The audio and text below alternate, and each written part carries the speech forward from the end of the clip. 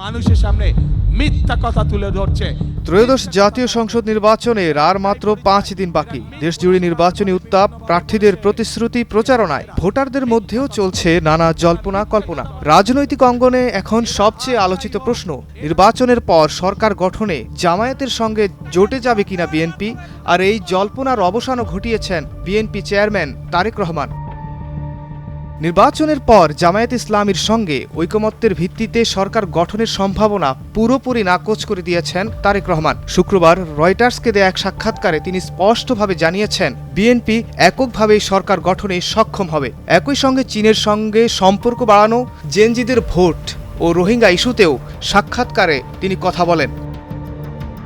জামায়াত প্রসঙ্গে তারেক রহমান বলেন, আমি জানি না তারা কতটি আসন পাবে, তবে যদি তারা বিরোধী দলে থাকে আমি আশা করি তারা একটি দায়িত্বশীল ও শক্তিশালী বিরোধী দল হিসেবে ভূমিকা রাখবে। বিএনপি চেয়ারম্যান জানান, সংসদের ৩০০টি আসনের মধ্যে ২/৩ বেশি আসনে জয়ের ব্যাপারে তার দল আশাবাদী, আত্মবিশ্বাসী।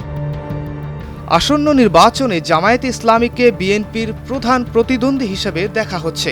যদিও ২০০১ সাল থেকে ২০০৬ সাল পর্যন্ত জামায়াত বিএনপি জোট সরকার পরিচালনা করেছিল।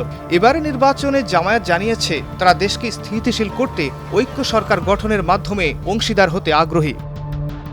ভারত ও চীনের সঙ্গে সম্পর্ক নিয়ে তারেক রহমান বলেন, প্রায় ১৭,৫০,০০,০০০ মানুষের দেশের অর্থনৈতিক প্রবৃদ্ধি নিশ্চিত করাই হবে বিএনপি সরকারের প্রধান লক্ষ্য। Jamal Rouhani, Times today.